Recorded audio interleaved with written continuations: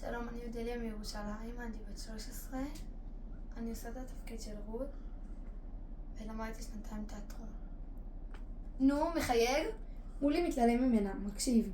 יונה? נו, מה קורה? אולי תנשמי? לא, נו, יש לי הרגשה לא טובה. עוד רגע היא תענה. אני שומעת משהו. רות ומולי מול הביאו אחרי ההבטחה. אתה אחראי ההבטחה פה, נכון?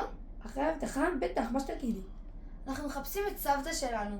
ראית אותה אולי? אישה מבוגרת, בוץ בנעליים, שמלכלכת את השטיחים, מדברת עם חפצים. כן, היא. ראית אותה? לא. אולי אפשר להסתכל במצלמות, להבין לאן היא הלכה. לא. למה לא? לא. אבל למה? אין, הייתה נפילת חשמל והמערכת נכנסה לאתחול ועדכון. אני יכולה לראות? לא. אבל למה? אין לי זמן בשבילכם עכשיו, ילדים. נעשה את זה מהר. לא. ממש מהר.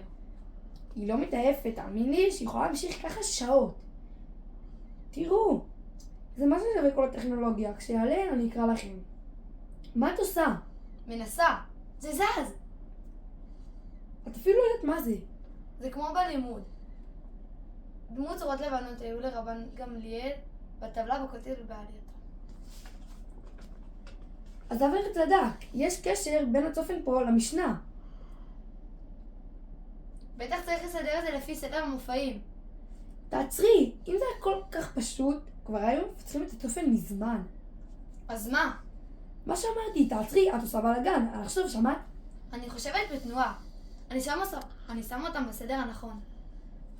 הסדר הנכון זה לא הסדר.